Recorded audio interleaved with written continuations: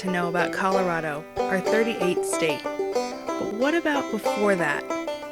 Through some traveling adventures and with the help of my trusty whiteboard, we'll rediscover Jefferson, the territory and the state that could have been.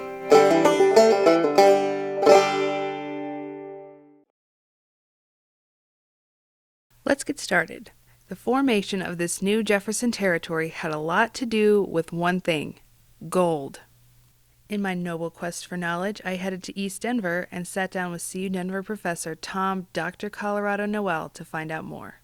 Well, the story of Colorado as a state and as a territory begins with the gold rush in 1858, the discovery of gold along the South Platte and Cherry Creek.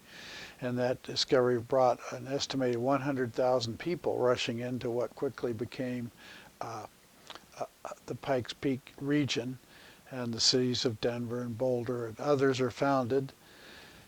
And there's enough people here by 1860, in 1859 actually, that they proposed statehood. The main reason for creating a territory where all of a sudden, where there had been hardly any American citizens, overnight there are 100,000 people. And so there's enough people to justify creation of a territory. And of course there are people eager to run for office to become the U.S. senator, the governor, the representative or whatnot. So the ambitious folks want to create a territory and get jobs for themselves. We're talking about the Jefferson Territory here, so I thought it would be prudent to visit a lasting namesake of it, Jefferson County, the town of Evergreen and the Hiwan Homestead Museum to be exact. My first question: why call it Jefferson in the first place? Thomas Jefferson was chosen as the namesake because in general people honored him as one of the greatest presidents at that time. He was seen as a great popular champion of the ordinary people, and also because of the westward expansion and the fact that he had signed off on the Louisiana Purchase. He had a great interest in the westward development of the United States, and people knew that. So that's one of the reasons that Jefferson was chosen as the namesake of the territory. The idea of establishing protection for mining claims and land claims, the idea of chartering toll roads so there would be better transportation throughout the region, the idea that they would form militia companies to help keep the peace and protect the area, and just the establishment of government institutions at that time was very important to the further development that later became Colorado. Jefferson was proposed as a state in 1859, but was rejected by voters. So there could be two states named after a president, but not quite. A month later, voters agreed to a provisional government and elected Robert W. Steele as its first and only governor. Steele governed for the next year and a half until Congress officially recognized the territory of Colorado. Governor Steele was from Ohio. He came out here along with all the other Argonauts with the gold rush in 1858-59, and he ended up getting more developed more involved in the development of the toll road and a couple of the communities in the area than he really did in gold prospecting.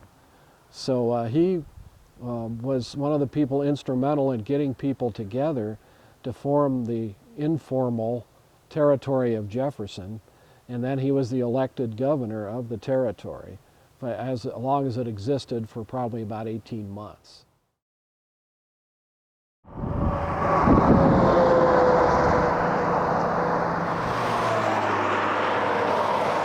The Colorado-Wyoming border is right around here. Now, back in the Jefferson days, the border actually extended about 140 miles that way to the 43rd parallel. Now, without GPS and surveying and all kinds of modern technology, they couldn't really get an accurate reading of where the border actually was. So when we finally got our Colorado, it kind of got scaled back down to right around here. But that's not quite the whole story. Gold and existing territories helped shape these imprecise borders too. Northeastern Colorado was then Nebraska Territory, which has changed to part of Colorado Territory, and southeastern was part of New Mexico, south of the Arkansas River. And between New Mexico and Nebraska, of course, was the Kansas Territory, which was roughly from Baseline Road, the 40th parallel south to the Arkansas. that was Kansas Territory. Then everything west of the Continental Divide had been Utah Territory, and this was carved out of Utah and put into Colorado Territory.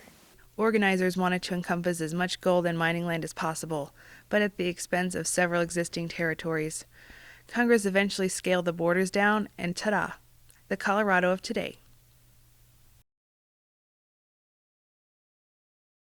We know Denver's the capital of Colorado. That's easy. But in Jefferson, the unofficial capital of the territory and the potential state capital was Right here. I'm in Mount Vernon, or what used to be called Mount Vernon anyway, out in Jefferson County. And this is actually where Governor Steele used to do a lot of his work, and he lived here. His house is just on the other side of the hill, on the other side of the creek.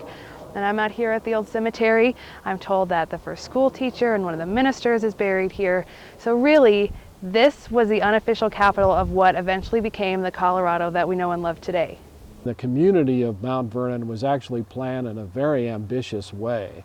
They had a huge town area platted out and surveyed with hundreds of town sites down there and parks and an orchard and all kinds of development that was supposed to take place as the community grew. And they had a stagecoach stop, they had, I believe, another hotel, they had blacksmith shop, and maybe a dozen dwelling houses down there and a school. So it was kind of a thriving little community, but it never really developed as a destination point. Governor Steele's house is no longer there at Matthews Winters Park, but there is a marker that was put up by the Daughters of the American Revolution to show where his house stood. Potential statehood slipped away in 1859, but the early Coloradans only had to wait just under 2 years for their state to become a reality, and a certain war among the states actually played a big part in it. Jefferson Territory didn't work, but Colorado Territory does. I think partly because the Civil War started, the Southerners were out of Congress, and the Northerners in charge wanted another Republican district, and they thought Colorado would be a safe Republican territory and a state. So many of the Republican politicians were interested in seeing Colorado advance through the territorial status and then the statehood status. The powers that be in Washington wanted an official territory to be created out here, and they wanted that territory to be controlled by officials of the government they considered to be loyal to the Union. So that's what really led to the official formation of the territory. Well, it's a fascinating period of Colorado history, that effort to create a territory and then a state, and it shows how ambitious Coloradans were, how much hopes they had for a booming, prosperous territory that would become a state, and they figured a leading state. So there you have it. The origin of the Centennial State forever lives in Jefferson.